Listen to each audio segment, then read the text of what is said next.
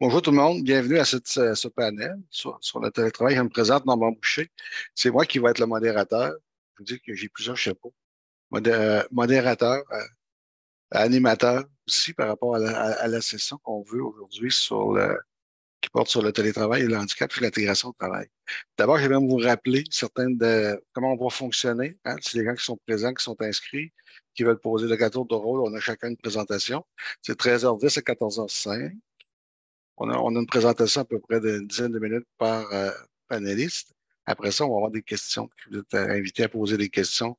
Je vous invite à le faire en inscrivant dans le chat.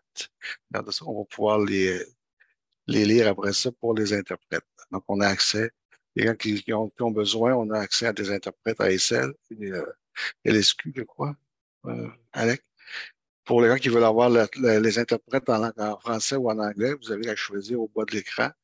Hein, vous avez au bas l'interprétation, vous choisissez la langue que vous voulez, que vous avez besoin. Vous allez avoir accès soit au français ou en anglais pour l'interprétation des présentations qui vont être faites par nos panélistes à l'intérieur de ça. Je ne sais pas si j'ai oublié des trucs. Je crois que non, par rapport aux consignes. Donc, c'est important. On va parler lentement pour les interprètes autant que possible. Dans ça, donc, les fonctions Q, question and answer, le chat, ils vont être surveillés pour les modérateurs. Donc, ça, c'est mon cas. Voilà, puis je vais vous faire la transcription des résultats. Alors, ça, donc, on a trois panélistes, incluant un qui va être pour bien de vidéo, et deux qui vont être présents sur place aujourd'hui.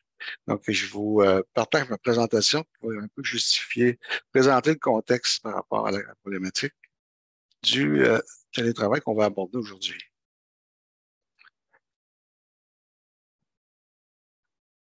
Alors, ça, ce qu'on voulait faire, on l'a, dans le cadre, je me présente, je l'ai dit tantôt rapidement, dans mon boucher, chercheur depuis une vingtaine d'années dans le champ du handicap. Je s'intéresse beaucoup, au cours des dernières années, à la problématique d'intégration et du maintien en emploi. On a travaillé avec nos collègues de Toronto aussi sur la perspective des politiques, comment on va arriver à formuler des meilleures. On sait que c'est un peu imposable, la politique canadienne en matière notamment d'intégration au travail. Donc, on a essayé de voir de quelle manière on peut améliorer cette façon, ces mécanismes-là, ces dispositifs-là. Puis en cours de route, on a un programme de recherche qui porte sur le travail et l'intégration qui est en cours depuis, vous savez, on a débuté un peu avant la COVID. Puis de ça, on est rendu à peu près un peu plus de 200 entrevues qualitatives qu'on a fait au Nouveau-Brunswick et au Québec, qui visent à recruter auprès de personnes qui sont en recherche d'emploi, qui ont des incapacités, moteurs notamment, puis sensorielles, sont en recherche d'emploi aussi bien ou qui sont déjà en emploi. On veut connaître un peu leur situation, les difficultés rencontrées euh, à cet égard-là, soit en lien avec leur travail, dans la réalisation de leur travail, mais aussi en lien avec la recherche d'emploi. C'est dans ce cadre-là que la problématique du télétravail nous est apparue. Elle n'était pas initialement prévue. Elle a émergé en cours de route, à l'intérieur de ça, de plus en plus, comme une dimension. La COVID obligeant, hein, par rapport à ce volet-là, on a vu euh, euh, je parle d'une réémergence parce que c'était un élément de contexte, mais lorsque j'ai débuté dans ce secteur-là comme chercheur dans les années 90, l'un de mes premiers progrès, c'était le télétravail. Mais vraiment, dans un contexte complètement différent à l'intérieur de ça, c'était en lien beaucoup avec les déplacements puis l'environnement. Là, c'est pas, disons, ça s'est pas nécessairement inscrit dans le temps comme étant voulant se perdurer dans le temps. Donc, c'est pour ça que je parle de la réémergence du télétravail dans le contexte COVID, hein, COVID-19. On se rend compte sur la Statistique Canada, hein, en juin 2020, il y avait 39 des Canadiens et Canadiennes qui étaient en télétravail, comparativement à 17 avant la pandémie. On voit vraiment ce mode-là. On le voit plus dans d'autres pays, c'est la même chose aussi. On le voit en France, on le voit en Angleterre. On voit nettement dans le contexte de COVID où là vraiment, c'était la meilleure façon pour réaliser, maintenir son lien d'emploi, continuer à travailler. Dans beaucoup de cas où c'était possible de le faire, hein, c'est pas nécessairement possible pour tout le monde. Si vous êtes infirmière, vous êtes machiniste, vous ne pouvez pas faire ça en télétravail. Puis souvent, ce qu'on voit, il y a comme ce que j'appelle un peu un mariage de raison avec les personnes en situation de handicap versus la technologie, le télétravail, comme allant de soi, comme étant des éléments qui permettent d'être souvent présentés comme une accommodation pour les personnes qui ont des incapacités, pour contourner les obstacles. Puis ça, pour moi, ça soulève plusieurs questions par rapport à ce volet-là. Dans l'enquête qui est mentionnée ici, Linda et Minjus, les sondages qu'ils ont fait auprès de, je pense, de plus de 1000 participants, il y en a à peu près 6 seulement qui ont identifié, qui ont associé le télétravail à un inconvénient à l'intérieur de ça. Donc, l'objectif du panel, c'est vraiment de se questionner et d'échanger concernant les conditions de réussite ou les pièges à éviter de cette manière de travailler à distance pour les personnes en situation de handicap à l'intérieur de ça. Un élément intéressant aussi, et je trouvais intéressant avec cette caricature-là française, euh, qui dit simplement, vous avez embauché combien de personnes handicapées cette année? La personne lui dit plein, mais ils sont invisibles. La dimension de la visibilité est importante, je pense aussi, dans un contexte de travail qu'on veut. Hein, la leitmotiv, c'est de devenir inclusif de plus en plus. La visibilité, il y a le handicap invisible. Ça, de plus en plus, c'est une problématique qu'on voit émerger au cours depuis les dernières années. Puis je vous dirais, en lien avec la nouvelle loi sur l'accessibilité aussi, c'est devenu un enjeu de plus en plus important par rapport à ça. Et aussi la visibilité euh, en emploi dans le milieu de travail. Puis je pense qu'il y a une dimension importante là qui vient jouer, qui a un effet sur les collègues, sur l'environnement de travail, qui contribue à faire de cet environnement-là, sans doute, un élément plus inclusif. Puis ça, on l'oublie souvent, puis je pense que c'est des éléments qu'il ne faut pas perdre de vue pour cet aspect-là. Donc, ce qu'on veut aborder, discuter dans ce cadre-là, c'est des avantages et des inconvénients qui sont liés à ce mode d'organisation. Hein. On a eu l'occasion à deux moments au cours de la dernière année d'aborder cette question-là, toujours sous l'angle d'un panel, toujours sous l'angle des échanges avec des acteurs impliqués sur le terrain qui voient, qui sont soit impliqués, soit qui le font, ou qui sont amenés à conseiller des décideurs dans ce contexte-là. Les relations avec les supérieurs, ça soulève beaucoup de questions lorsqu'on n'est pas présent. Comment ça fonctionne? Derrière de ça, dans une perspective où on continue, ce mode de travail-là va perdurer, il va rester là, on va travailler comme ça. Ce qu'on envisage de plus en plus à le long terme. Donc, les relations avec les supérieurs, les collègues et l'autonomie, les impacts que ça peut avoir, l'accessibilité des infrastructures, des postes de travail.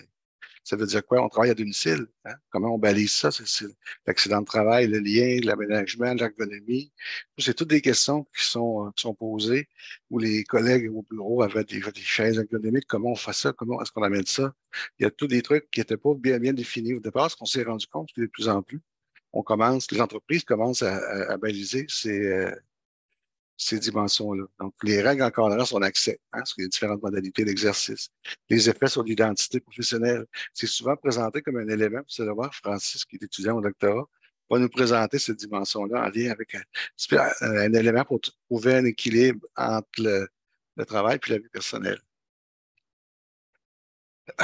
Je vous disais tout à l'heure, on parle d'un environnement inclusif. On le voit de plus en plus. Ça fait partie, au Canada, c'est une orientation qu'on met de l'avant, qu'on privilégie beaucoup. Il y a beaucoup d'actions qui sont faites dans cette perspective-là. On le voit ailleurs aussi. Ça veut dire quoi? Dans une perspective où on met l'accent, on veut développer un environnement de travail qui soit inclusif.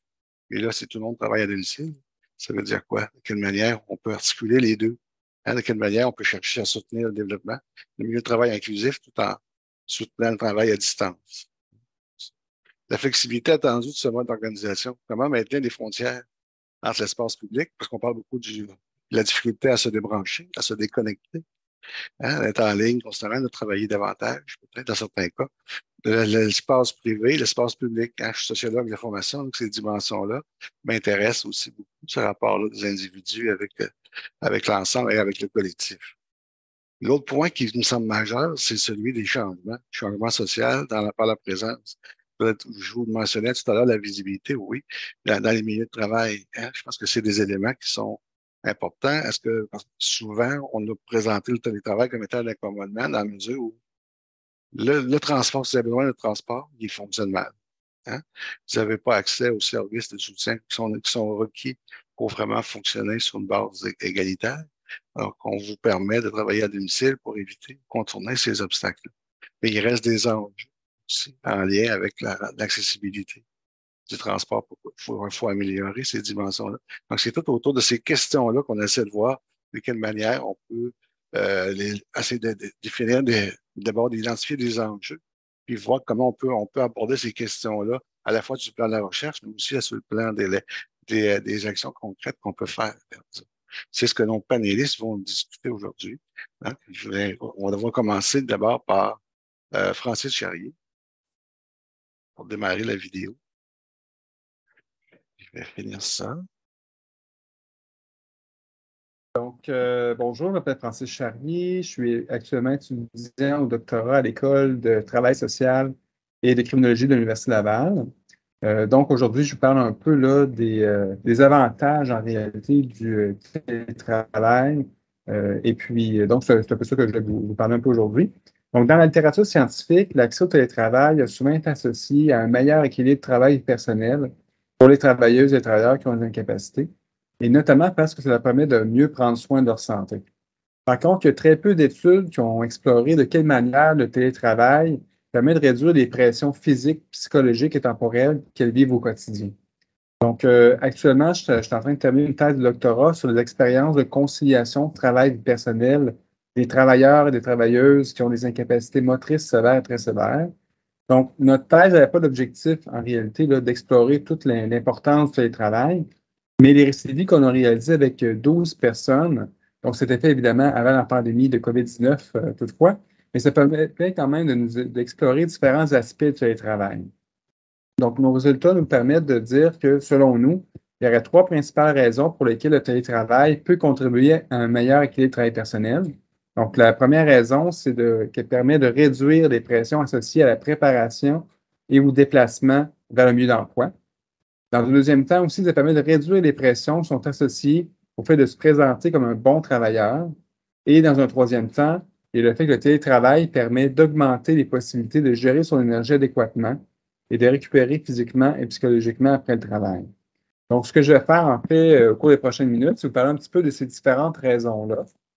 Donc, la première raison, qui est celle de réduire les pressions associées à la préparation au déplacement vers le milieu d'emploi, ça vient du fait que les travailleurs et travailleuses qui nécessitent simultanément des services de soutien à domicile formels, tout particulièrement là, des CDC, des agences privées et dans une moindre mesure du chèque emploi-service, et aussi le fait d'utiliser le transport adapté, sont celles et ceux qui ont souvent le plus de difficultés à arriver au travail à l'heure attendue ou souhaitée.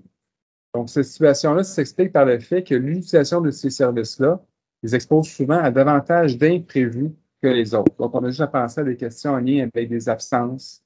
Par exemple, le fait de ne pas avoir un transport adapté parce qu'il y a une tempête de neige ou un préposé, par exemple, qui ne se présente pas en raison du fait qu'il est malade. Il y a des retards aussi, des lenteurs. Et aussi, le fait d'utiliser ces différents services-là, ça fait en sorte que les gens ont souvent le sentiment d'avoir moins grand contrôle sur le moment et la durée de leur préparation matinale et de leur déplacement vers le milieu d'emploi.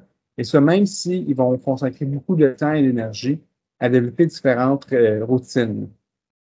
Donc, pour nous, le télétravail, ça peut apporter plusieurs avantages parce que, dans le fond, dans un premier temps, ça élimine les absences au travail liées au fait d'un bris de service et au transport adapté. Ça permet aussi de diminuer l'impact négatif des retards des préposés à domicile sur le fait de ne pas être en mesure, en fait, d'arriver au travail à l'heure attendue ou souhaitée. Donc, les gens peuvent travailler de chez eux, même s'il y a un retard, bien là, le fait d'avoir économisé le temps de transport, bien, ça leur permet de ne pas arriver nécessairement en retard au travail. Et aussi, ils ont une plus grande possibilité d'ajuster leur routine matinale en fonction de leurs préférences, de la fatigue ou de leurs différents problèmes de santé qui peuvent émerger avec le temps. Dans la deuxième raison principale, c'était celle de réduire les pressions qui sont associées au fait de se présenter comme un bon travailleur. Donc, nos résultats montrent qu'il y a beaucoup de travailleuses et de travailleurs qui ont une capacité qui rencontrent une certaine forme de capacitisme sur le marché du travail. Ces éléments de devoir se prouver à eux-mêmes et aux autres qu'ils sont de bons travailleurs. Et de fil en aiguille, ça les amène aussi à adopter différentes identités professionnelles qui peuvent se révéler insoutenables au cours de leur carrière. Donc, des exemples de ces identités-là, c'est vraiment celles de super-héros ou encore de travailleurs invisibles. Et l'adoption de ces différentes identités-là, ça les amène souvent à ressentir davantage de pression physique, psychologique et temporelle au quotidien. Donc, les travailleurs super-héros, souvent, ont tendance à vouloir se présenter comme étant ayant un corps surhumain. Ils veulent aussi produire au-delà des exigences et ils vont avoir tendance à refuser toutes les interférences qui proviennent de leur vie personnelle quand ils sont au travail. Du côté du travailleur invisible, eux souhaitent présenter un corps qui est normalisé, c'est-à-dire qui est semblable aux autres. Ils veulent également répondre à l'ensemble des exigences, en fait, qui leur sont proposées ou encore qui s'imposent à eux-mêmes, et finalement de limiter la fréquence et l'intensité des interférences qui reviennent de leur vie personnelle au travail. Par contre, nous, on considère que le télétravail a plusieurs avantages de ce côté-là aussi parce que ça leur permet de réduire la dévalorisation sociale associée à l'exposition de leur corps, du fait de rencontrer des obstacles ou de vivre des situations de handicap au travail. Donc, sans moins de pression là, de devoir se prouver ou prouver aux autres qui sont de bons travailleurs. Donc, ça les amène ici, évidemment, à diminuer la fréquence et l'intensité du travail identitaire qu'ils doivent faire au quotidien. Et aussi, parfois, ça peut les amener aussi à adopter des identités professionnelles qui peuvent être prennent davantage en compte les réalités de leurs incapacités ou encore des effets des déficiences. Donc, le fait de pouvoir, quand ils sont chez eux à travailler sans le regard des autres, souvent, sont davantage en mesure de présenter un corps véritable, à fond leur propre corps sur le marché du travail, pas besoin de le cacher, pas besoin de le sublimer. Aussi, sont davantage en mesure de travailler en fonction de leur propre rythme, et aussi d'intégrer les interférences qui viennent de leur vie personnelle au travail, comme le fait d'aller aux toilettes à un moment dans le fond, qui n'est pas idéal. Ça peut être aussi, par exemple, de prendre un appel personnel, donc ce genre de choses-là comme ça. Et dans un troisième temps, le fait d'accéder au télétravail, ça permet aussi d'avoir plus de possibilités de gérer son énergie adéquatement, mais aussi d'avoir une meilleure récupération physique et psychologique après le travail. Donc, nos résultats, ce qu'on a montré aussi, c'est que se préparer, aller revenir du travail, travailler, tout en ayant des incapacités, rencontrant des obstacles et aussi expérimenter des situations de handicap, ça amène les travailleurs et travailleuses à consacrer beaucoup d'énergie, dans le fond, à leurs différentes activités au quotidien. Ça les amène vraiment à dépenser beaucoup d'énergie, comme je vous disais, et souvent avoir une fatigue plus grande, puis avoir la difficulté aussi à récupérer physiquement et psychologiquement. Et le télétravail, à notre avis, ce que ça permet de faire, c'est vraiment de limiter les dépenses énergétiques associées justement au fait de se préparer, puis aussi de devoir également se déplacer pour se rendre en lieu de travail. Ça amène aussi à réduire le rythme de travail, réduire aussi l'exposition à des obstacles et des situations de handicap qui sont jugées énergivores, et aussi d'avoir davantage de temps en soirée pour résoudre des activités personnelles et loisirs. Donc, le fait de s'économiser parfois 1 heure et demie de transport en transport adapté, bien, ça fait en sorte que les gens ont davantage de temps à la maison pour souffler après une journée de travail. Par contre, on considère que pour que le télétravail puisse avoir ce genre d'effet positif-là sur la vie du travailleur qui ont une incapacité, bien, il faut que le télétravail soit accompagné d'horaires flexibles, ce qui n'est pas toujours le cas. Aussi que le soutien à domicile auquel ils ont accès soit davantage flexible, donc qu'ils puissent être en mesure de mieux réaménager leurs différents services, leur routine matinale, et aussi qu'ils puissent avoir aussi accès à davantage d'heures de soutien à domicile pour venir compenser parfois l'aide qu'ils ont de leurs collègues en cours de journée. Donc, le fait de se faire installer à son poste de travail, ça peut être aussi l'accompagnement aux toilettes, ça peut être également le fait de se faire donner à manger. Donc, ce sont tous on un soutien, qui ont accès sur le marché du travail, qui n'auront pas nécessairement accès s'ils sont à la maison et n'ont pas davantage de soutien à domicile. Donc, c'était ce que je voulais vous dire aujourd'hui par rapport au télétravail. Merci, Francis. Peut-être une question pour terminer sur ces volets-là.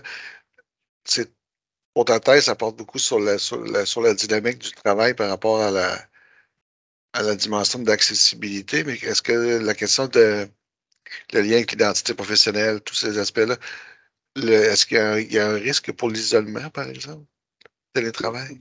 Oui, oui, absolument. En fait, dans, dans ma thèse, en fait, ce qu'on voit, c'est que les personnes qui ont des capacités, ou même, en fait, tout comme les autres, cherchent ce qu'on appelle les enrichissements de travail personnel. Donc, les aspects identitaires, se faire reconnaître, faire partie de la société, aussi, par exemple, avoir de la fierté. Donc, c'est toujours des éléments positifs que les gens recherchent sur le marché du travail. Et c'est sûr que le fait d'être à domicile, parfois les gens y sont aussi de manière involontaire parce que le lieu de travail n'est pas accessible ou encore toutes sortes d'autres réalités. Par exemple, ceux qui n'ont pas accès à des soins à domicile ou encore à un transport adapté au bon moment dans leur vie, ou des rendez-vous de santé, etc. Donc, c'est sûr que le fait d'être en télétravail peut amener ces individus-là à avoir moins d'enrichissement, travail personnel. Donc, oui, effectivement. Donc, il faut toujours que les gens soient en mesure de pouvoir l'utiliser de la manière dont ils le souhaitent pour faire en sorte que ces avantages-là soient perçus.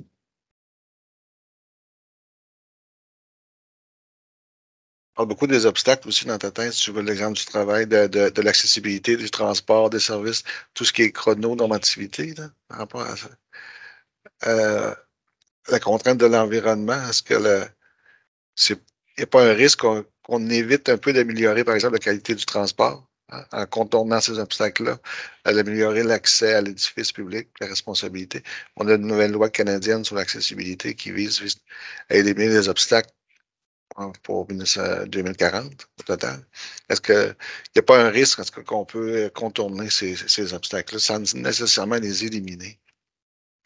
En fait, oui, certainement. Puis, dans le fond, je pense que dans la situation actuelle, ou même, il y a beaucoup d'organisations qui misent sur le marché, sur le télétravail pour réduire leurs coûts. Donc, réduire l'espace de leurs locaux, faire des bureaux qui sont partagés aussi avec plusieurs employés. Donc, ce sont toutes des réalités, à mon sens, qui peuvent, oui, avoir un impact positif, donc c'est ce que j'ai parlé un peu auparavant, mais avoir des impacts négatifs où, dans le fond, les gens se sentent peut-être de moins en moins avoir une place, dans le fond, sur le marché du travail, donc dans une organisation. Donc, oui, effectivement, à mon sens, il y a toutes sortes de risques associés au télétravail, mais il s'agit là justement, si les gens, dans le fond, sont en mesure d'utiliser comme ils le souhaitent, ben, c'est l'idée qu'ils doivent aussi être en mesure d'avoir accès à un milieu d'emploi qui répond à leurs besoins. Donc, quelque part, ce n'est pas une panacée de télétravail, que ça vient ajouter, dans le fond, des options pour venir diminuer les pressions physiques, psychologiques ou temporelles, mais il ne faut pas non plus euh, axer là-dessus pour offrir, dans le fond, une solution qu'on considère étant mur à mur, là.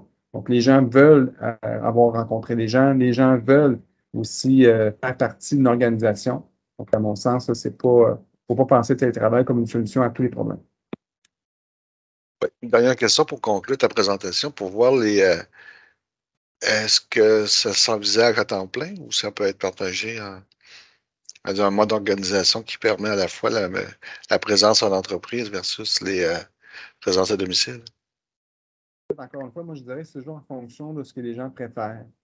Donc, il y a des gens pour qui le télétravail, c'est essentiel parce que, par exemple, il y a des gens qui doivent parfois passer 3, 4 heures par jour en transport adapté. Donc, c'est des situations où les gens sont épuisés à la fin de la journée, ou dans le fond, ils arrivent tard le soir, ont la difficulté à faire leurs activités quotidiennes. Donc, ils ont des services à domicile aussi le soir. Donc, ça fait en sorte que parfois, ils ont à peu près pas de temps de loisir. Donc, il y a des gens pour qui ils vont préférer, dans le fond, faire, comment dire, le compromis de réduire, dans le fond, les relations sociales au travail pour être en mesure de conserver de l'énergie. Donc, ça, c'est une réalité. Il y a d'autres gens pour qui, dans le fond, ils préféreraient avoir du demi-demi. Donc, ça, je pense que c'est toujours en fonction des réalités de chacune des personnes parce qu'il y a des gens qui peuvent très mal vivre le fait de se sentir isolés ou contraints d'être en télétravail parce qu'on ne veut pas mettre en place là, différentes mesures. Donc, dans le cadre de ma thèse, par exemple, il y avait une personne où la personne elle s'est trouvée contrainte, dans le fond, d'être en télétravail parce que l'employeur voulait pas, l'employeur et, dans le fond, le propriétaire d'un bâtiment ne voulait pas procéder à l'aménagement de, de, de toilettes parce qu'il disait qu'elle allait de toute façon faire des aménagements au cours de la prochaine année ou deuxième année, ou encore des 2 prochaines années. Donc, la personne s'est retrouvée dans une situation où elle a été obligée, en fait, jusqu'à un certain point, d'être en télétravail. Donc, parce que, dans le fond, l'environnement n'était pas inclusif, si on veut. Donc, avec tout ça, je pense qu'il faut offrir, dans le fond, aux personnes qui ont des capacités les mêmes opportunités dans un milieu d'emploi que les autres.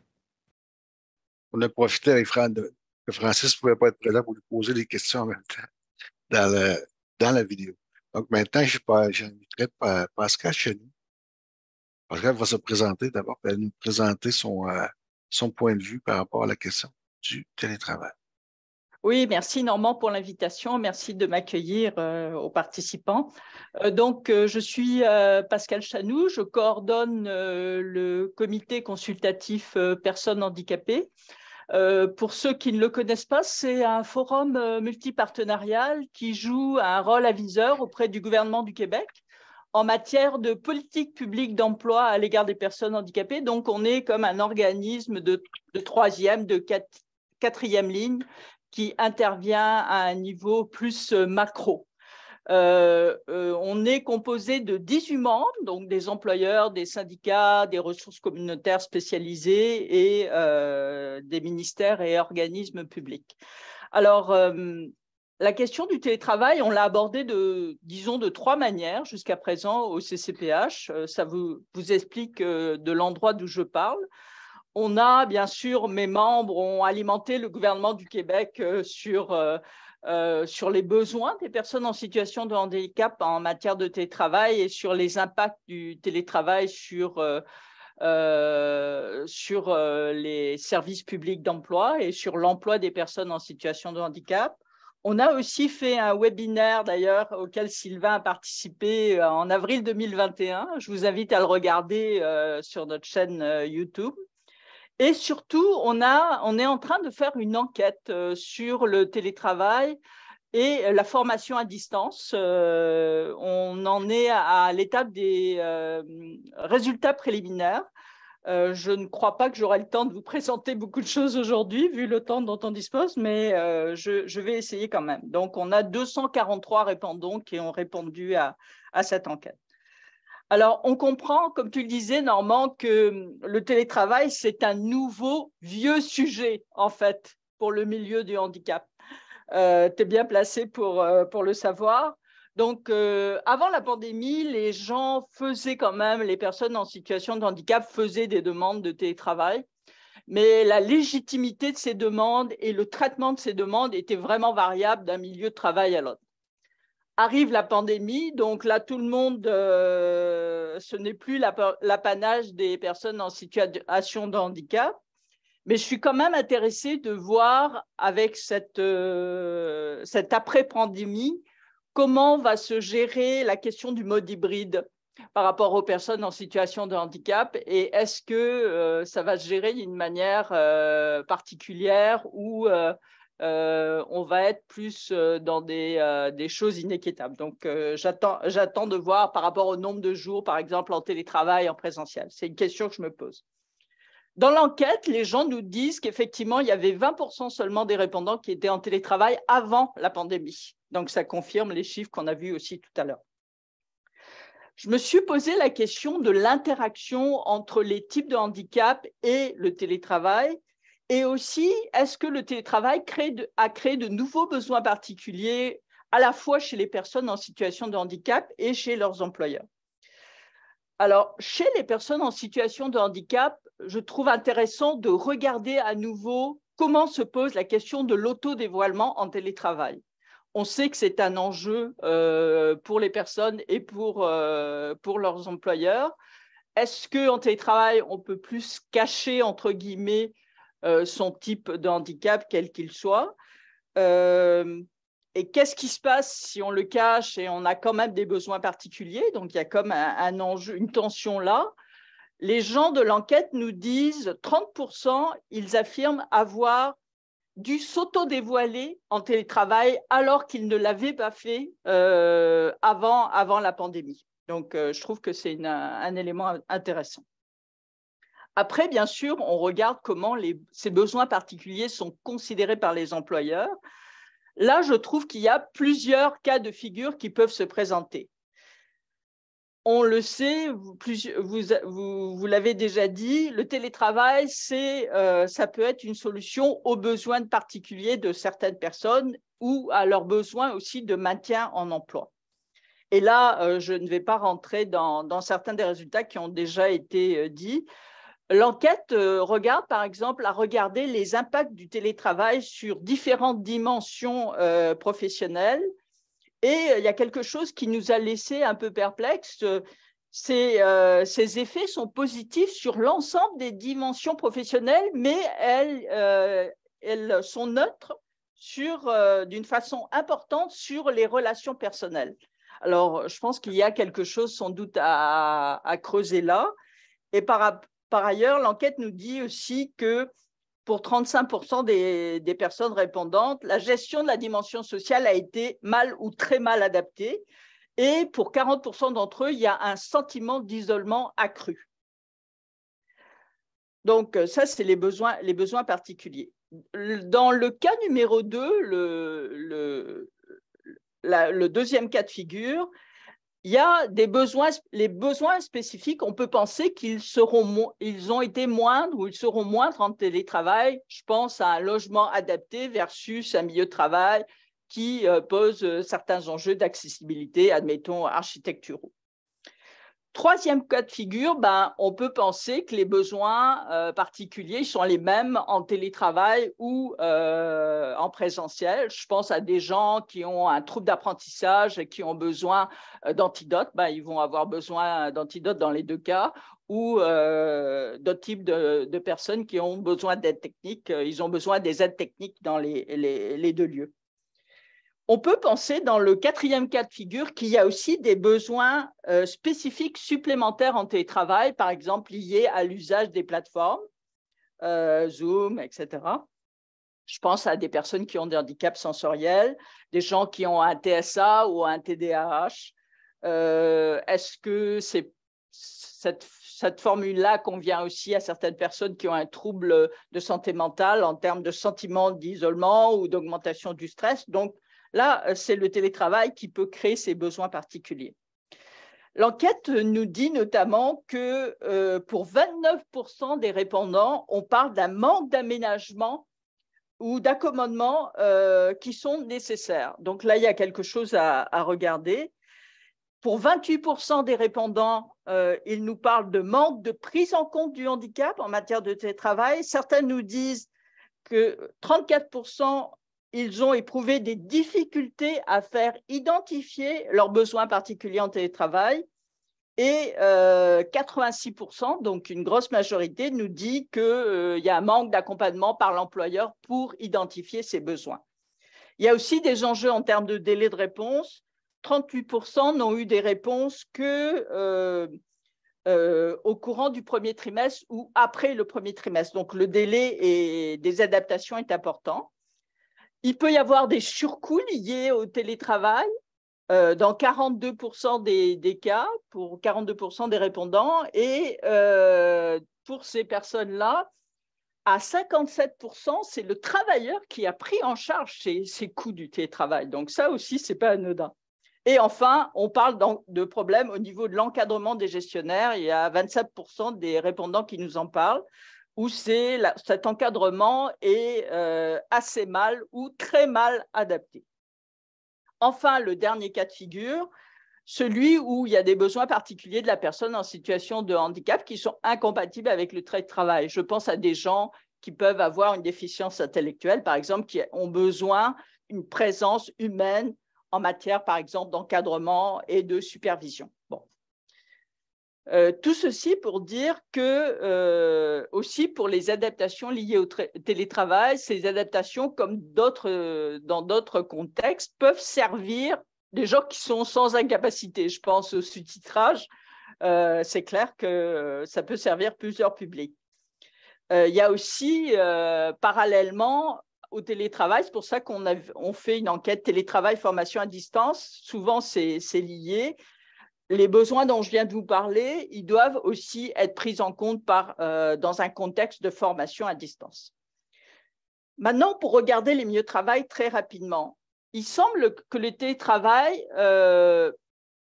pose une responsabilité davantage partagée au niveau de l'inclusion entre les différents acteurs des milieux de travail. Ça, c'est une chose. Le télétravail ne doit pas permettre de faire l'économie de la préparation du gestionnaire de proximité des collègues de travail. Je pense à des nouveaux travailleurs en situation de handicap, donc qui viennent d'être embauchés par une entreprise. Et il faut toujours une rencontre d'information en ligne. Là, je veux dire, ce n'est pas parce qu'on est en télétravail. Et Normand en parlait un peu tout à l'heure. Comment va-t-on faire pour le fait qu'il y ait beaucoup moins de contact direct entre les personnes et le travailleur en situation de handicap pour bénéficier autant de cet effet sur les mentalités, sur la diminution des stéréotypes que permettent les contacts directs, quotidiens, réguliers, réussis souvent. Donc là, il y a un vrai enjeu selon moi. Pour conclure, quelques perspectives. Je pense que, Normand, tu pourras demain organiser la même rencontre sur le travail hybride, parce qu'on est déjà en travail hybride. Donc, c'est ça l'actualité. C'est plus tellement le télétravail, c'est le travail hybride. Ce travail hybride risque de poser de nouveaux enjeux. Francis les abordait un peu pour les gens qui ont besoin de soutien formel. Le lieu de travail est parfois différent du lieu de domicile. On fait affaire avec des services de santé, services sociaux différents. Comment on concilie tout ça? Comment on partage le même poste de travail, une personne avec incapacité, sans incapacité? Donc, il va y avoir des enjeux liés au mode hybride. Est-ce qu'on va voir le retour de certains obstacles?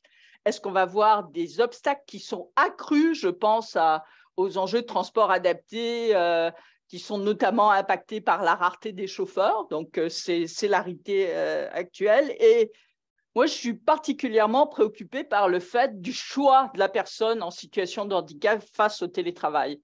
Est-ce que ça va être parce que son employeur décide de ne pas adapter le milieu de travail qu'elle va être en télétravail? Est-ce que ça va être parce qu'il y a des carences ou des manques au niveau des services publics, santé, services sociaux ou autres, qu'elle sera en télétravail? Donc, le choix de la personne en situation de handicap est vraiment important. Lors de l'enquête, les gens nous disent, 49% nous disent souhaiter travailler en mode hybride et 36% en télétravail complet. Il y a 41% aussi des répondants qui nous disent souhaiter travailler 3 jours par semaine et 32% 2 jours par semaine en télétravail. Leurs besoins pour l'avenir, il y a dans le top 3 des besoins, je vous dirais, c'est les politiques de télétravail. Je pense que ça, c'est partagé avec aussi les gens sans incapacité, mais aussi 34% qui nous parlent de l'amélioration et de l'adaptation de l'environnement de travail. Donc ça, je pense que c'est vraiment à retenir. Et un peu dans le même style, 33% de l'ajout de l'amélioration d'équipements électroniques. Il va falloir aussi, parallèlement au télétravail, regarder la question des compétences à développer et à entretenir chez les individus en télétravail, liés au télétravail ou dans d'autres domaines. C'est fini, Normand, c'est ça? Oui, c'est ça. Quelques secondes pour conclure, Pascal. Oui, d'accord. Alors, j'ai plusieurs questions pour toi après qu'on va revenir. D'accord. Je veux juste dire qu'il y a un enjeu très important au niveau des compétences. Puis, nous, on veut aussi regarder les besoins particuliers des femmes en situation de handicap, donc la conciliation travail-famille, télétravail, famille, etc.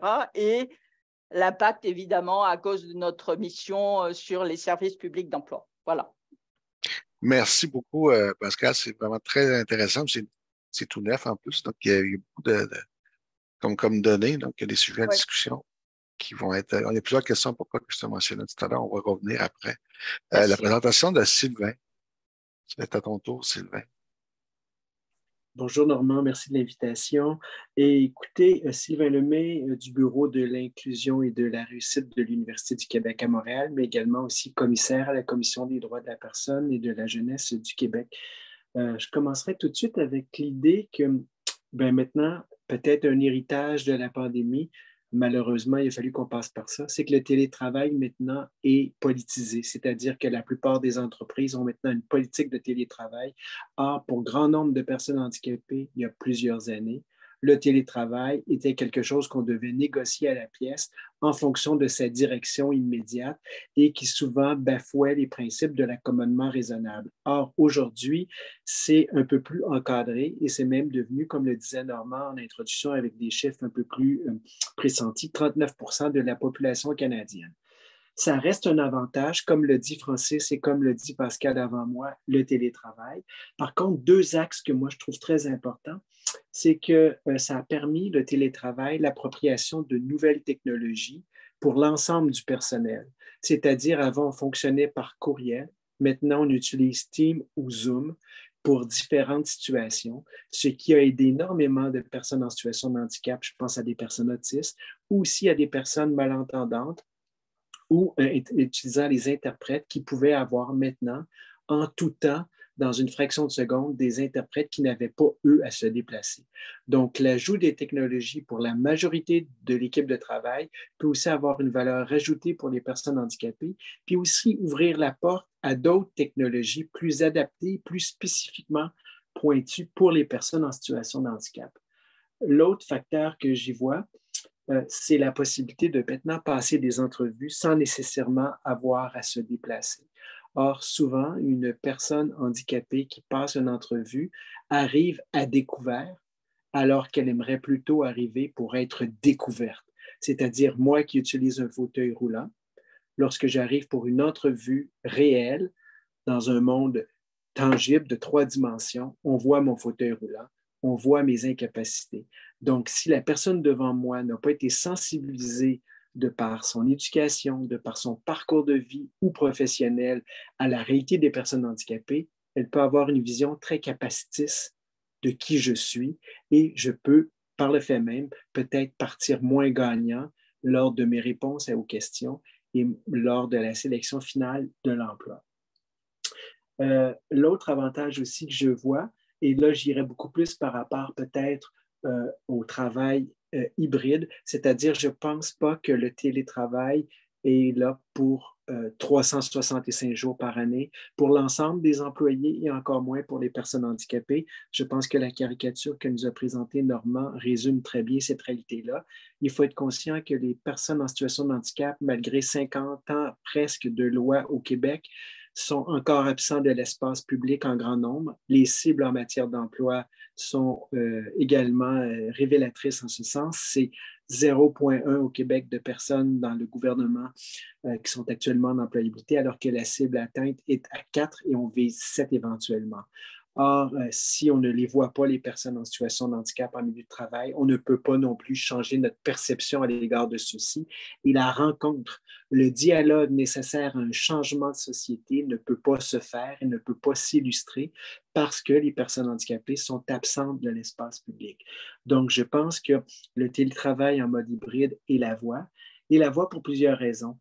Tantôt, on l'a évoqué, Francis aussi l'a évoqué, et Pascal, le transport. On a quand même un pays, le Canada et en particulier le Québec, hivernal. Une grande partie de l'année, de 4 à 5 mois, il y a de la neige, ce qui fait des déplacements difficiles. Par contre, on peut être aussi une personne en situation de handicap là où on habite, c'est-à-dire que le territoire peut être une situation de handicap. Je vis à Montréal, j'ai l'avantage d'avoir des bus à plancher bas, une partie du métro de Montréal qui est adaptée, accessible, et également avoir le transport adapté pour l'ensemble de mes déplacements. Or, ce n'est pas le cas de toutes les personnes sur le territoire du Québec ou du Canada qui, à l'extérieur des grands centres, peuvent avoir de la difficulté à garder un emploi parce que le déplacement peut être difficile.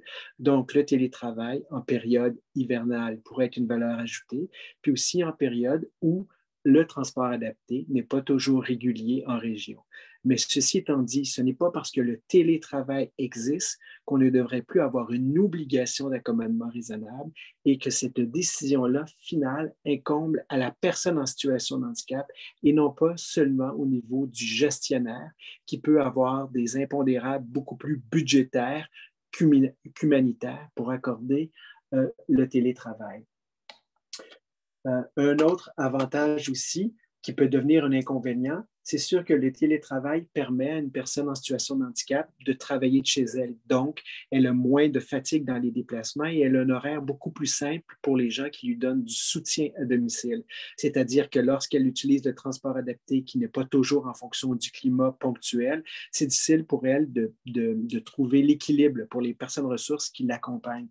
Or, d'avoir un horaire stable en télétravail permet une meilleure gestion de cette réalité-là. Toutefois, le principe d'accommodement raisonnable s'applique dans les deux sens. Ce n'est pas parce que je travaille à la maison que mon employeur n'a pas aussi une obligation de me fournir un équipement adapté, de me fournir des logiciels, de me fournir un ordinateur adapté à ma réalité, comme si c'était le cas en milieu de travail. Ça, c'est très important de le rappeler parce qu'on peut aussi penser qu'on va engager, comme on le voyait dans la caricature de Normand, des personnes handicapées en grand nombre et qu'il y a une économie d'échelle. Et c'est aussi vrai que ça n'empêche pas l'employeur, parce que je travaille de la maison, d'avoir une obligation d'avoir des lieux accessibles. Et là, quand je dis des lieux de travail accessibles, je ne résume pas ça à une place de parking réservée avec une vignette de personnes handicapées.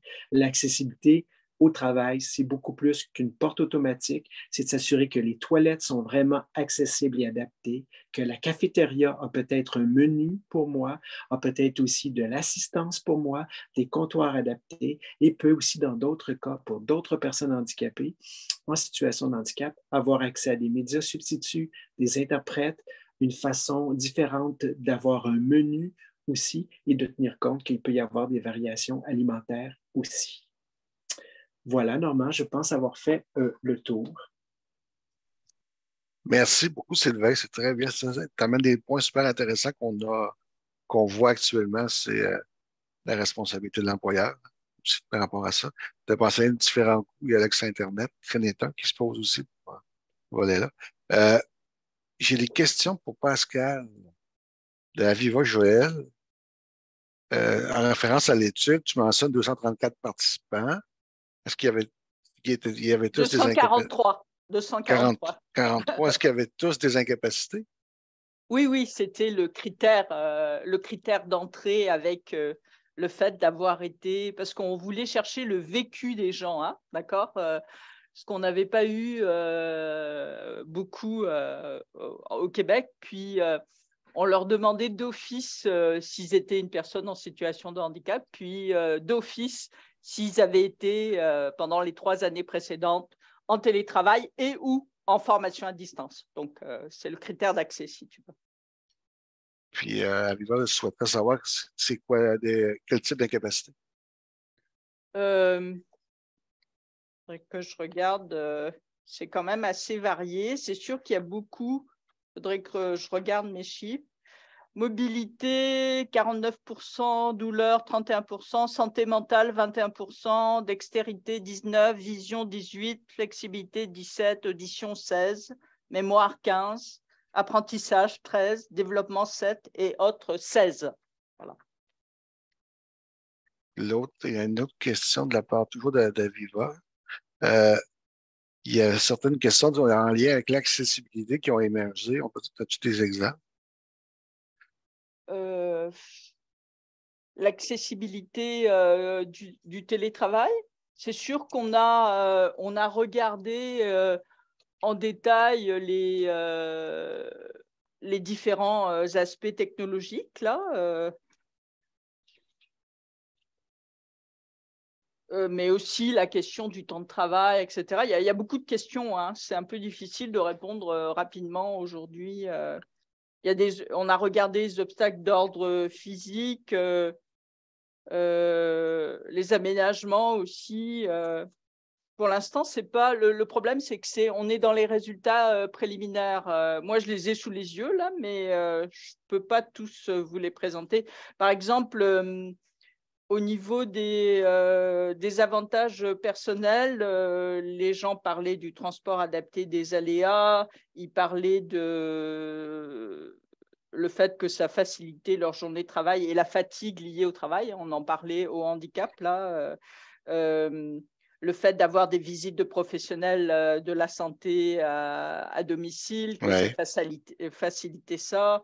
La flexibilité accrue et appréciée du temps de travail. Je comprends en écoutant Francis que ce n'est pas forcément le cas de tous les employeurs, là. Ce n'est pas forcément lié au télétravail. Et puis, bien sûr, la meilleure, mais ça, je pense, c'est partagé avec les gens sans incapacité, la meilleure conciliation travail-famille, avec l'idée qu'il y a quand même l'expérience du handicap qui est dans le décor aussi, qui est supplémentaire. Il faudrait, pour répondre à cette question, normalement, c'est un peu difficile aujourd'hui parce qu'il faudrait rentrer dans le détail de chacune des questions. OK. En réponse, Aviva aimerait savoir si on peut lire votre étude. Pas encore. C'est ça que je disais, mais ça s'en vient. On a eu une première présentation par la chercheuse principale, d'ailleurs une collègue à toi là, de l'Université Laval il y a quelques jours, et l'étude va être disponible à la fin mars, d'accord?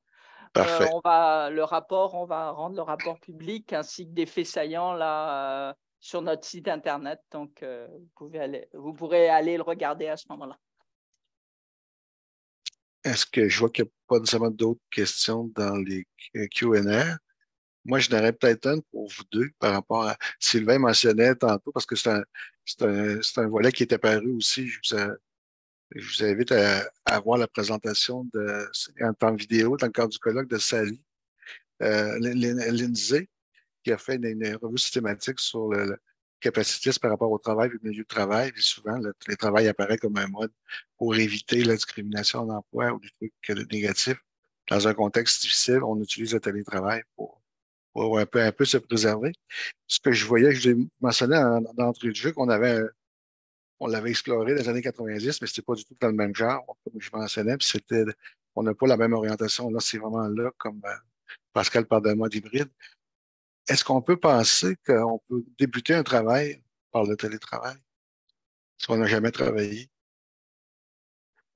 En lien avec parce que moi, on voyait beaucoup de potentiel au plan du maintien en emploi, hein, l'aménagement, les besoins qui émergent en cours de route, la fatigabilité, tous ces aspects-là permettent à des personnes de se maintenir en emploi plus longtemps versus démarrer. Je pense, ben, je mets dans la peau d'un gestionnaire qui ne connaît pas la personne, qui embauche quelqu'un qui doit travailler à distance constamment, qui est quelqu'un qui commence, qui débute sa carrière. Est-ce qu'il y a des enjeux là où on pense que ça peut facilement s'inventer? Vas-y, Sylvain, et après, j'aurai aussi des choses à dire. Ben, je pense qu'on a embauché énormément de personnes pendant la pandémie en Zoom et ça a fonctionné. Par contre, pour une personne en situation de handicap, elle pourrait être très bien fonctionnelle en Zoom, mais quand elle va arriver au travail, tout ce milieu-là va être encore à construire, hein. Les gens ne le connaissent pas, il n'y a pas eu d'interaction à part que virtuelle. Et l'autre chose que je vois, peut-être le pendant faible du télétravail pour une personne en situation de handicap, c'est d'être éloigné des sphères du pouvoir et des discours avec les autres, hein? Le syndrome de la machine à café où on règle beaucoup de petits dossiers, puis qu'on se fait des alliances stratégiques, professionnelles, des échanges intellectuels. Parce qu'on est en télétravail, si la personne en situation de handicap est en télétravail 8 mois sur 10, ces rencontres-là n'auront pas lieu. Donc, pour elle, graviter dans la sphère de l'entreprise, peut-être pour monter, elle va se couper de certaines informations nécessaires. Mais on a embauché en télétravail. Après, ça serait plus de comment on va travailler avec les interactions, surtout si on engage quelqu'un dont le défi est neurocognitif, c'est-à-dire qu'en Zoom, elle fonctionne très bien, mais dans une salle de réunion, les défis d'être à plusieurs, le bruit, la disposition du mobilier va peut-être faire en sorte qu'elle va être beaucoup moins efficiente qu'elle l'était par Zoom lorsqu'on était 1 à 1. Donc, ça va être difficile pour elle de développer son réseau et qu'on ne voit pas autre chose que ses incapacités avant de voir les avantages. Moi, je compléterai, Normand, en disant qu'on oublie beaucoup dans la période d'accueil et d'intégration l'importance de la dimension sociale. C'est aussi une intégration sociale, un nouvel employé. Moi, je me pose la question de comment c'est possible de façon aussi intéressante en télétravail, cet aspect-là. Et puis, je ferai aussi la différence entre des milieux qui ont déjà des personnes en situation de handicap ou un milieu où c'est la première personne en situation de handicap. Ouais. Donc, il y a des apprentissages à faire beaucoup de la part des gestionnaires de proximité, des collègues de travail, etc., des conseillers RH si on est dans une plus grande entreprise. Donc, comment tout ce monde-là va démarrer ses apprentissages, comme tu disais, Sylvain, alors que, il n'y a pas de conversation, il n'y a pas dans un espace à distance, un lieu de conversation, que ce soit la machine à café ou autre, là, autour, ou plus formel, là, informel ou formel, autour de ces questions-là. Alors, c'est des questions que je me pose, Normand, par rapport à ce que tu dis. Merci, Pascal. J'ai une question de Colin. Est-ce qu'on peut donner l'accès? Colin souhaiterait poser sa question en français. Je ne sais pas si j'ai ce pouvoir-là, entre guillemets, quoi.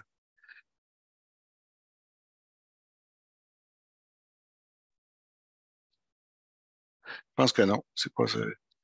Malheureusement, je ne pourrais pas, Colin, là-dessus, pour cette dimension-là. L'autre aspect, puis il y a Margaret aussi qui a la main levée. Je n'ai pas l'air de pouvoir donner le micro.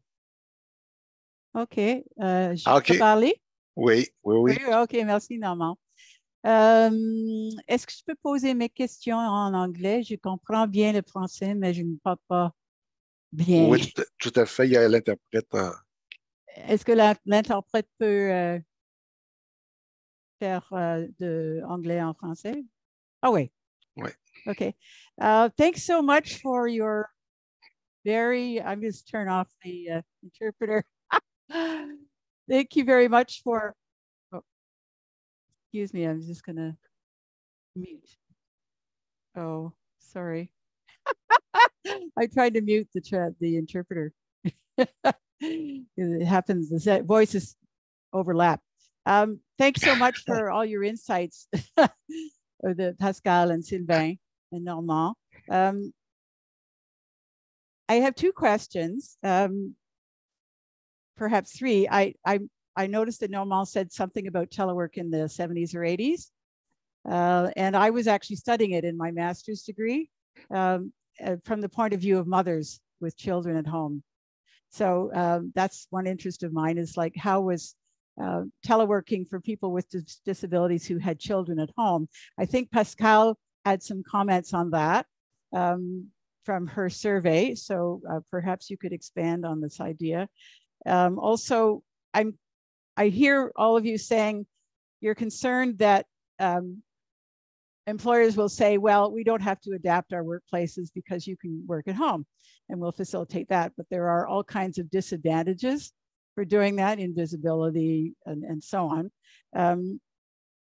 Since telework has become what I call a universal support that was since COVID available to all employees, we've heard in some other sessions that people with disabilities who got telework without having to request it as an accommodation, even though they had asked for it before COVID, were being required to go back to the office. So this universal support disappeared for them. And I'm wondering if there are efforts that can be made to ensure that telework continues to be a universal support for all employees, so that it doesn't degenerate into an individual accommodation and we have a more universally accessible workplace for people with disabilities.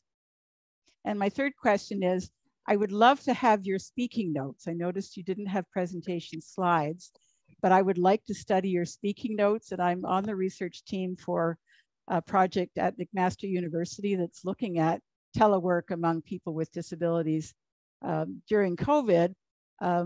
And we particularly want to look at the negative aspects, and several of you covered the negative aspects very well, Francis, Pascal, and Sylvain. So is it possible to get a copy of what your remarks were? Pascal ou Sylvain à tour de rôle? J'ai pas tout compris, Normand. La dernière question, c'est est-ce qu'il pouvait y avoir une copie de mes notes, c'est ça? Oui, c'est ça. Oh, oui, bien sûr. Yes. Il n'y a pas d'enjeu. Avec plaisir, Margaret. Je te l'enverrai, Sylvain. Normand. I'll put my email in the chat, and also would love to hear about your report when your results are finished and you have it on your website, sur le site web. Oui. Pour le rapport du...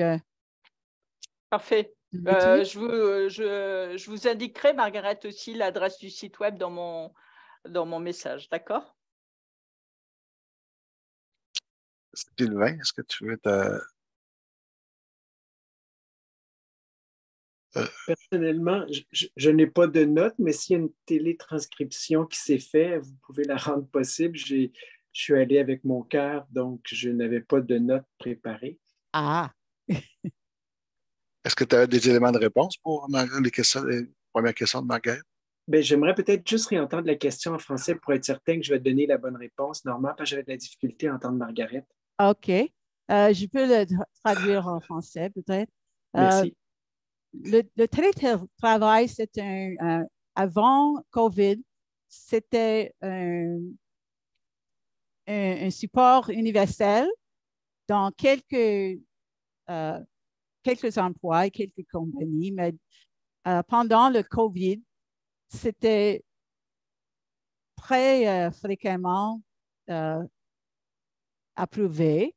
Alors, après le COVID, nous avons, nous avons entendu dans des autres séances de cette réunion, de cette conférence, des lieux que des personnes avec incapacité avaient le télétravail pendant le COVID, mais pas après. Maintenant, ils sont forcés de retourner au bureau. Est-ce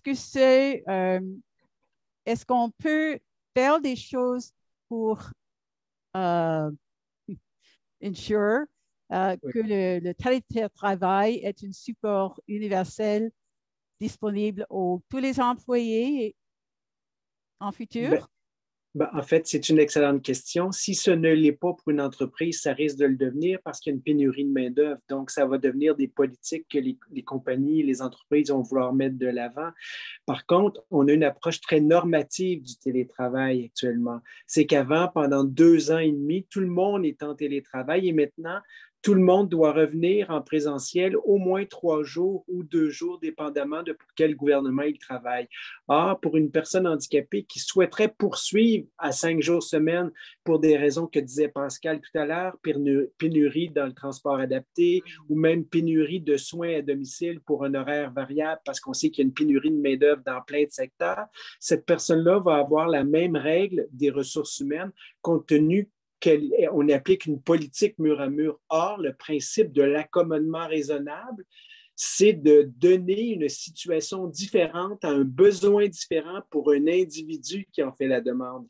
Donc, c'est bien qu'il y ait une politique de télétravail. Cette politique-là, quand il y en a une, ne devrait peut-être pas s'appliquer de mur à mur en fonction d'une vision globale de l'entreprise, même s'il y a des besoins dans l'entreprise, qu'on devrait tenir compte des personnes. Et quand il n'y a pas de politique de télétravail, Marguerite, je pense qu'il devrait y en avoir une, ne serait-ce que par principe d'équité, de diversité et d'inclusion. C'est la réalité aujourd'hui. Ça peut aider plein de gens. Vous êtes un père aidant, vous aidez vos parents qui sont vieillissants, bien, le télétravail peut peut-être vous aider à accueillir votre mère vieillissante à la maison pendant qu'elle est en réadaptation. Vous avez des enfants malades, si le télétravail est possible pour vous. Puis au final, ça sert pour les personnes handicapées. Donc, il faut peut-être aborder l'idée d'une politique de télétravail via les personnes qui sont aux ressources humaines et qui ont le chapeau de conseillers ou conseillères en équité, diversité et inclusion et pousser que c'est la seule norme possible aujourd'hui. C'est une diversité de remplir son mandat professionnel au cours d'une carrière. Merci, Sylvain. J'ai la question de Colin en anglais. Je vais aller pour les interprètes lentement. Puis, Colin said, I was wondering if one of the areas look at was the advantage of their work in expanding opportunities for employment, and if the statistic confirmed the thought that employment opportunities have expanded with telework being more accepted by employers.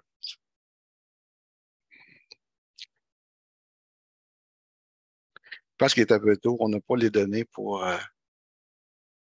il y a vraiment ce mouvement-là, si je peux me permettre rapidement, pour ce mouvement-là en faveur. On sent, contrairement, j'ai l'air de radoter, mais je vous parle encore de les premiers trucs qu'on a fait, on en sentait vraiment que c'était différent. On savait que c'était pas là pour durer. Mais que maintenant, c'est vraiment là pour durer. Le télétravail, c'est le choix qu'on a fait. Il y en a qui avaient travaillé, je pense, qui avaient débuté avant la COVID, des projets pilotes d'expérimentation. Je pense au ministère du Travail, Solidarité sociale à Québec, avaient déjà débuté des projets pilotes de partage de temps de travail avec le domicile et tout comme ça. Puis là, il y a des choses qui sont confirmées. Puis maintenant, ils ont réduit l'allocation d'édifices, d'espace à bureau et tous ces aspects-là. Aussi, on les voit à travers ça. Vraiment, il y a vraiment une orientation dans certains secteurs, dans des domaines où c'est possible de le faire. Regardez ça, effectivement. Donc, c'est ce volet-là. Mais on n'a pas les données encore parce qu'il y a beaucoup de questions qui se posent. De plus en plus, les politiques sont mises en place. Les entreprises ont balisé, comme je disais tout à l'heure, la relation avec le travail. Il y a des questions. La question de l'accident de travail, comment ça fonctionne à l'intérieur de ça. Il y a la question sur l'accès Internet au début. Là, je sais que on peut le compenser par le rapport d'impôt dans certains cas, on peut le faire. Il y a des modalités qui ont été offertes par Revenu Canada pour ces volets-là, mais il y a encore beaucoup de questions à répondre. Puis je pense que dans la question de Caroline, ça va dans ce sens-là. Peut-être prématuré. On n'a pas encore les données pour dire les opportunités. Je pense que ça peut être intéressant pour plusieurs personnes. Je pense que maintenant, je peux parler. Ah, c'est tant bien. Ah oui, donc moi, je suis Colin. C'est moi qui a fait les questions. Je peux faire encore en français Ouais. pour Pascal et Sylvain, si ça marche, oui? Oui, très bien, on t'entend bien. OK, alors, qu'est-ce que je voulais savoir, c'est que vous allez parler de les avantages de le telework pour les personnes. Et une des choses que on écoute beaucoup de personnes parler sur le sujet de ça, c'est qu'il y en a plus de chances d'avoir d'emploi à cause de le telework.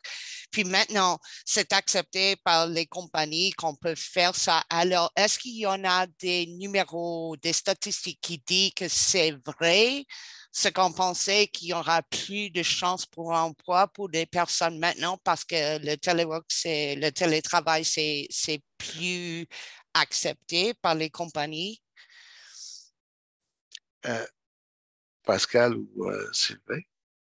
Non, moi, j'en ai pas de mon côté. En fait, je ne pourrais pas dire si c'est plus accepté, mais il y aurait un recensement des politiques institutionnelles qui déterminent qu'il y a des politiques de télétravail. Normand le disait, avant la pandémie, moi, comme personne handicapée, on me refusait le télétravail. Or, 2 ans et demi après la pandémie, maintenant, on a une politique de télétravail où on doit être 3 jours à l'université et 2 jours. Et honnêtement, et certaines études que je n'ai pas en tête, mais la plupart des études ont démontré qu'il y avait un gain accru de productivité. C'est-à-dire, moi, si je suis tout seul, puis qu'à 8 heures, j'ai déjà pris mon café, puis je suis déjà levé parce que j'ai bien dormi, je vais me mettre devant mon ordinateur, je commence ma journée beaucoup plus rapidement qu'avant et j'ai une perte de temps beaucoup moins grande. C'est-à-dire que quand je suis devant mon ordinateur, je travaille. Ça, il y a un gain. Par contre, il y a une perte de réseautage où on pouvait peut-être régler d'autres défis entre nous parce qu'on est isolé tout le monde et c'est un défi supplémentaire, je pense, pour des personnes en situation de handicap d'être encore plus isolées. Donc, merci beaucoup. Je pense que oui, c'est un des enjeux importants, les relations sociales, les relations de la présence physique, puis de voir, vous mentionnez tout à l'heure, on réglait des trucs devant la machine à café. J'ai vu des réseaux en utilisant Teams, ils ont créé un réseau machine à café. Ils envoient des photos, ils envoient des trucs. Mais ça ne compense pas la présence physique sur place avec les gens. Oui, Pascal, je pense il nous reste encore 3-4 minutes. D'accord. Je veux juste amener aussi, parce que nous, on travaille beaucoup sur la question des syndicats aussi. C'est quoi leur rôle et responsabilité dans tout ça? Et puis, Sylvain parlait des politiques de télétravail. Mais moi, je serais curieuse de savoir justement dans le futur comment les politiques de télétravail, d'abord, sont considérées dans les conventions collectives, la responsabilité des syndicats là-dedans, et puis comment les adaptations au sein des politiques de télétravail sont prises en charge, parce que c'est ça qui nous intéresse. Si maintenant le télétravail est un acquis pour tout le monde, est-ce que si la personne a besoin de plus de journées de télétravail, ça va fonctionner dans un contexte d'adaptation? Alors, je pense que là, on est déjà rendu là avec le travail hybride, parce que si on est dans des politiques rigides de 3 jours, 2 jours, admettons, ou le contraire, il est fort possible que pour certaines personnes en situation de handicap, ça ne fonctionne pas, cette affaire-là. Donc, moi, je vous invite aussi à regarder les milieux syndiqués. Je sais qu'au Québec, on est très syndiqué par rapport aux autres provinces, mais les syndicats ont aussi à regarder ça de très près là, dans les conventions collectives. Peut-être une dernière question pour Sylvain, qui vient de Mathieu Desjardins, qui veut savoir si tu peux parler davantage des responsabilités de l'employeur en termes d'accommodement en télétravail. Ben, en fait, l'employeur a autant d'accommodements et d'obligations, peu importe le lieu de travail. Tantôt, par contre, Normand, tu soulevais quelque chose et ça va dans la prise de parole de Pascal. On n'a pas encore réglé la totalité. Qu'est-ce qui arrive quand tu te blesses chez toi?